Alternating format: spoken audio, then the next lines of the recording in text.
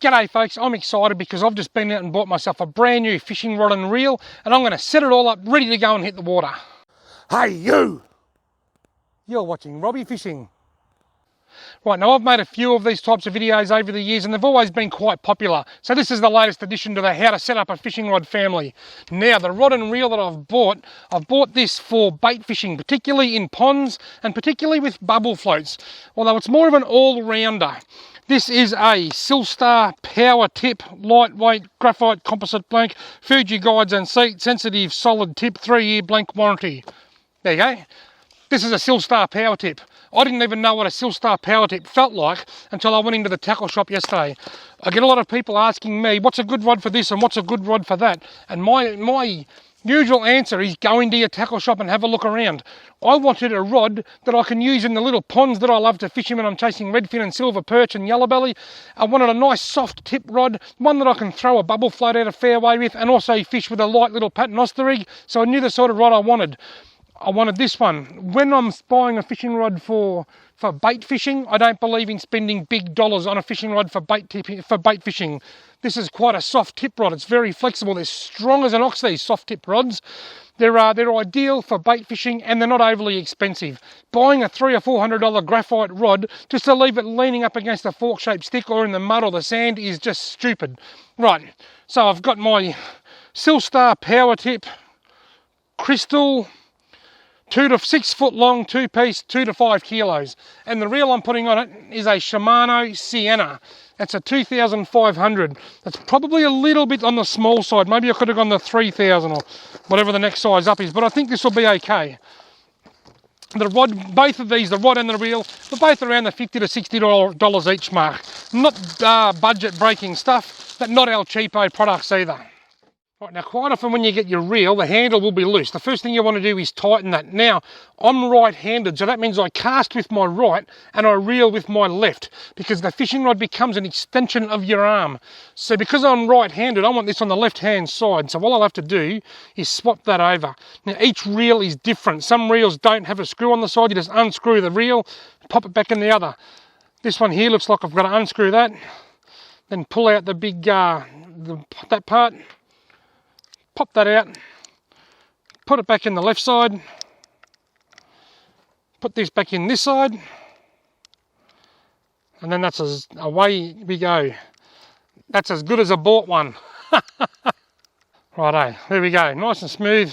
This reel was $55 I think, nothing too expensive, but it'll be good for the job I've got lined up for it. I want to take this bit of paper and stuff, tape and advertising stuff off the spool so that it takes me down to that bare spool.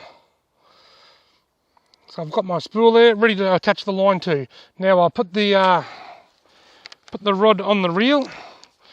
These rods always come with these little seats, and the reel will go up and either slide forward or backward, and either the top or the bottom reel seat will screw in just like that. I'm doing that up nice and tightly now. Right, so I now have rod and reel ready to go for left-hand wind. Now the next step, and this is probably the bit that's the most important that you get right, and that's to put the line on the reel. I have gone with Maxima Ultra Green. This is my all-time favourite line.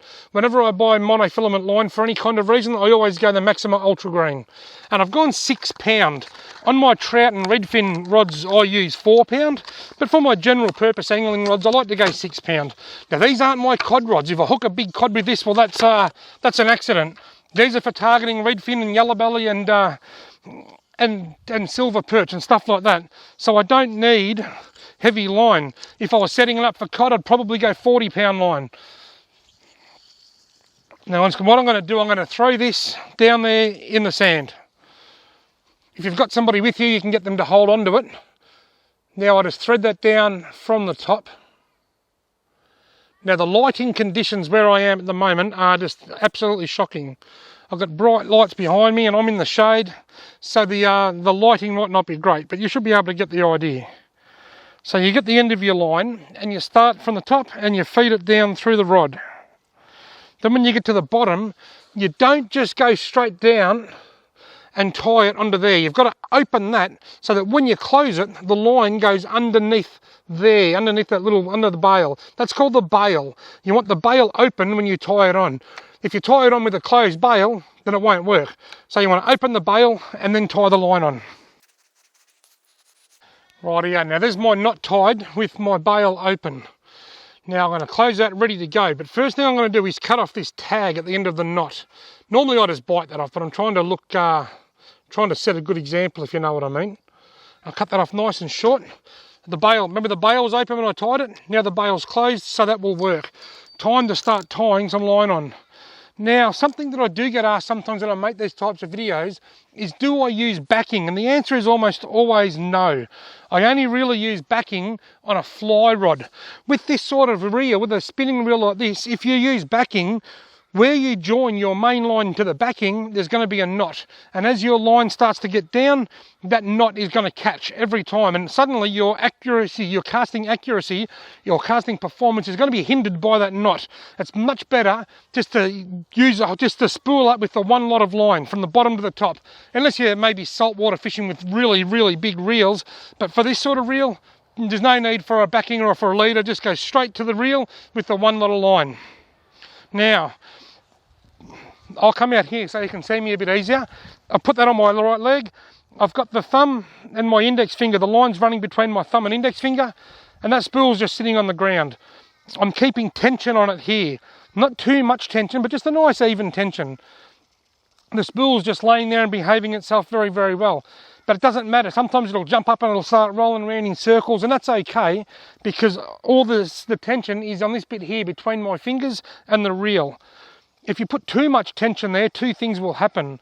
The line will grip itself when you go to cast, and it'll hinder casting, and you'll burn your fingers. You'll get friction burn from the line. So you just want a nice enough tension that you don't get any friction burn on your fingers, and so that the line isn't too tight on the reel.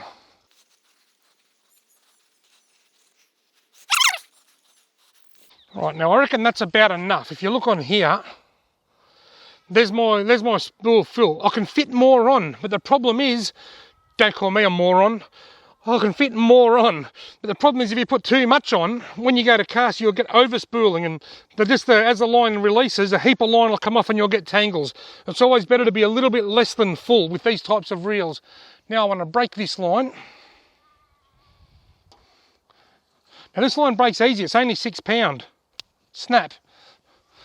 But even though it's only light line, with a nice soft rod like this, I should be able to catch fish of quite a decent size.